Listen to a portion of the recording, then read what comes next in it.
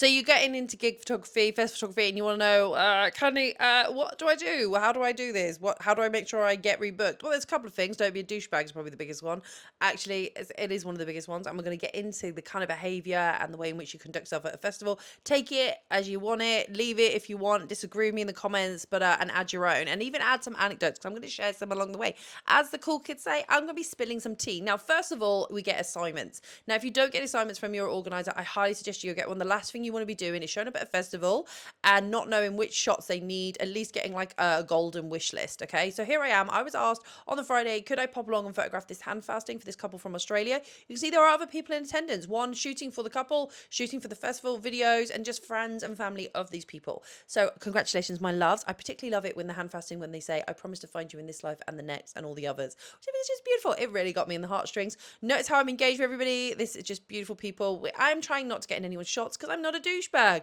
And there are key people like Violet there. She's a key person in this. I am not going to encroach on her or the videographer because they're for the couple and I'm for the festival. Slightly different rule because I don't want to piss on their beam curves. I don't want to get in their way. Now, when it comes to getting in the pit, we're going to talk about this. You need to minimize your kit. Okay, I'm not saying you can't bring a telescopic. I'm not saying you can't bring it, but try and keep. See the guy there with the bag? It's a small bag. We don't want to be having backpacks backstage. Okay, have a small crossbody bag by all means if you need one. I have like a little bum bag that goes across my chest, which is actually what this camera is attached to. That you're getting this POV view. This is my Insta 360 Go 3. Absolutely love it. But notice how everyone's ducking and diving and getting around. You can see my shadow there, my awful hair. Now I'm shooting on two camera bodies which are held onto me by a harness, and they are the 85 at this point and the 24 to 70. They're kind of my holy grail go-to. I could bring a massive telescopic. I just don't. It's not my flavor. Also, this festival is quite small, so in terms of the distance between me, the stage, and the musicians, so I didn't feel I needed it. Some people did, and that's okay because we all have different styles. But notice there how I ducked. Do not be that douchebag that just walks across the wall of photographers because you're going to be in everyone's shot and you're going to fall out with people rapidly. We are not about that life, my loves. We need to make sure that we are being cool and ducking. Now, I do realize that you're going to see probably at some point there is a guy who's incredibly tall, and his ducking is literally just being at my head height. That is not his fault. He's just tall, but ducking for him, if he's ducking down to my height, because I am just a 5'7" lady. That is 171 centimeters and old money, I believe it is. I don't know.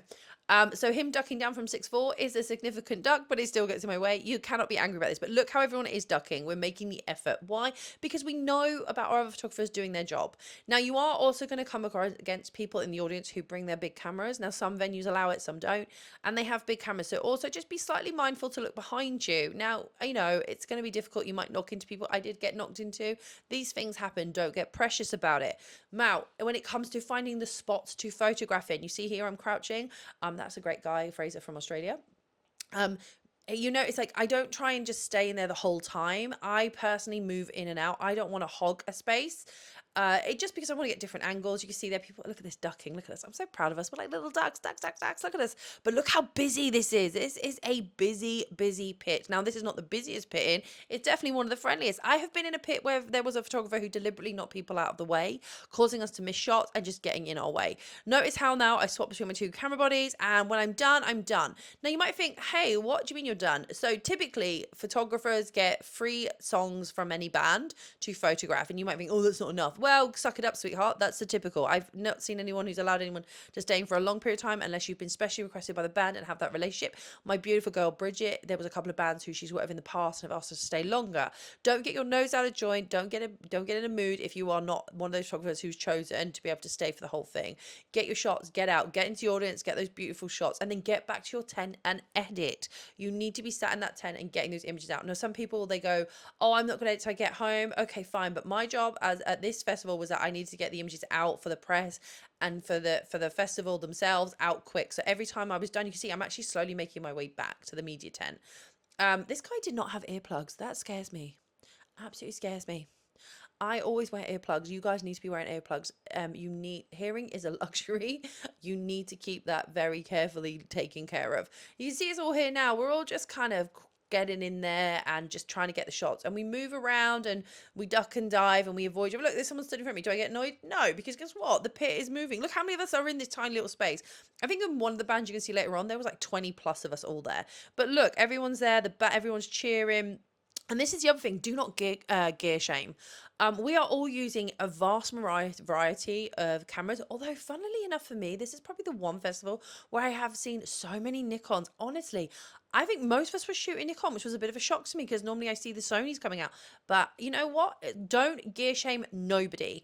Every now and then you'll go into a festival and there'll be someone who will gear shame. They'll be like, "Oh my god, look at that old kit." Someone did it to me about my laptop. You know what? I don't care if it gets the job done. I'm happy. I choose to be. Don't be that, because if you become like the photographer in the media tent that people start to not like, it does drip back to the organizers. They're not going to want to hang out with you.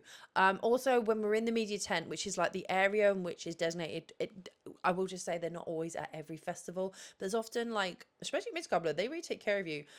They have an area which is designated for photographers, videographers to hang out, charge their stuff. Often it's got internet, that kind of thing. I will just say, keep the noise down. It is a working environment. By all means, have a banter with your fellow photographer. But remember, a lot of people are out there working and going to a deadline. Now, when the temperature drops and the light gets dark and, all of that, safety starts to play a bit of a bigger part in this because you've got less visibility. This band, Simon, spelled Seigmen, I know it's Norwegian, um, had so many people in their pit. As you can see here, look, I'm just on the very edge of the pit and look how cramped it is. There was very, very little room. And bear in mind, you only have 3 songs. One of their songs was literally an instrumental, so there was nobody on stage to photograph. So I have 2 songs to try and get this shot. Notice how rammed it is. So what I decided to do was I get quite a few from this angle, and eventually I would try and shimmy my way through. I don't think it picks up in this video because for whatever reason, but you notice how rammed it is. I've got the back of a lot of people's heads. This is when I think if I had my 70 to 300 or whatever it was, I would probably get some better shots. But I'm proud of what I got because I think they're very much in my style. However, in the dark, safety is a little bit more important because you're getting there's a lot more people to maneuver around. There's you have less visibility. For me, I just think you just need to be a little bit extra cautious, and not everyone can see everybody. And it doesn't help that we're all wearing black as well. People ask me about the choice of the black. I think that's because if anyone's ever worked in media, in the studio, you get something called studio blacks, and you just kind of stick with wearing all black.